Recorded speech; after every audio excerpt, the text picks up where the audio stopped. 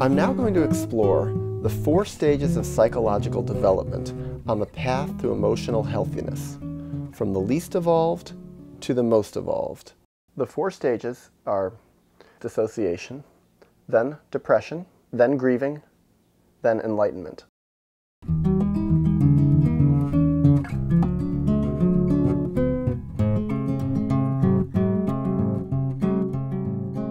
I'm going to define each of the 4 as I go along, but I'll start with the least evolved one, which is dissociation. And I'm going to talk about some of the ironies of these different stages. Dissociation is being split off from your traumas. Now, in the more conventional psychological sense, dissociation talks about being severely cut off from severe traumas. That is dissociation, but that's extreme dissociation. The most extreme being what was previously referred to as multiple personality disorder, where a person is so disassociated from parts of themselves that when they do access those parts of themselves, it's a completely different personality that's actually like separated by a wall from other parts of them. That's the theory behind it. And multiple personality is now known as dissociative identity disorder. Certain identities actually disassociate.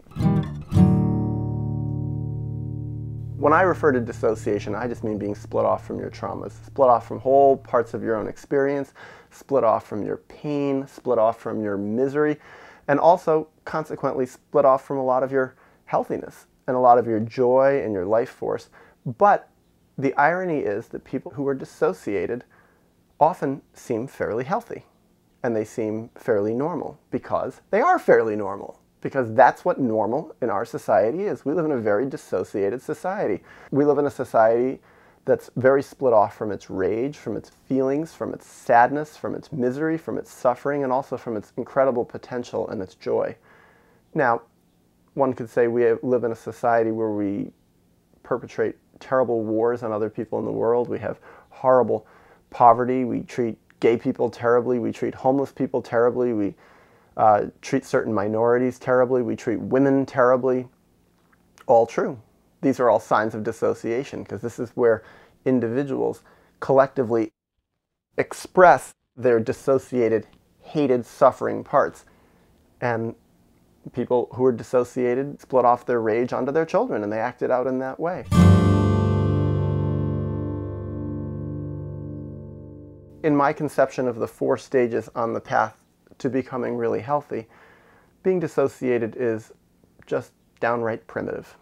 It's someone who has been traumatized, who's really not even aware of it, and is really, really out of touch. So much so that they can think they're doing great.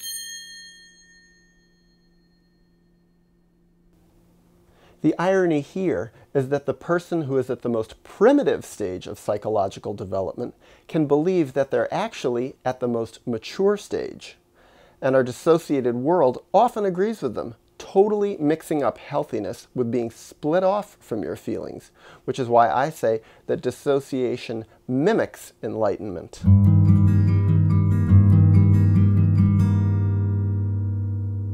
The next stage up is when people actually take a psychological step forward. They step out of dissociation into suffering. The wall that's splitting themselves off from their horrible traumas, their wounds, and all that misery and rot and anger and frustration and depression, the wall breaks open and it's like a giant infection comes bursting out. And what does it come out into? It comes into depression, hopelessness, misery, suffering. The pain is not so dissociated. It's there, but it's just stagnant. It's rotting. It feels terrible, and it's miserable. Interestingly, what I learned over a period of time is it's when people are in the phase of suffering, that's when they come to therapy. That's when they say, I'm in pain, I need help, do something to help me. And what's fascinating about the psychology field is the average conventional part of the psychology field says, we will help you. We're going to help you do what we've learned how to do. We're going to help you learn how to devolve into dissociation.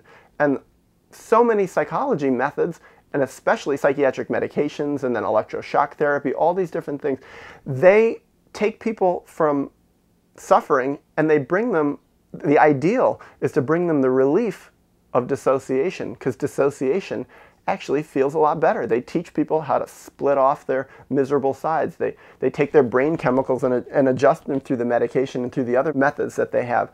And I think hypnosis actually can often do that too. Actually, oddly enough, to get someone hypnotized, they have to get into a sort of a dissociated state. And I think part of it's teaching them how to stay there.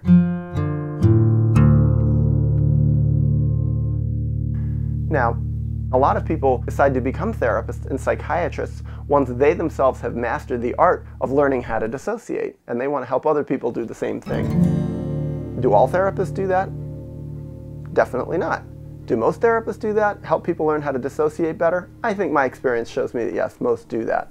Do all psychiatrists do it? No, I think a very, very far majority of them do. That's why they prescribe medication, because medication does not help people evolve. There's no doubt about that. It can help people function better, but often people who are very dissociated do function much better than people who are very depressed, people who are in a lot of suffering.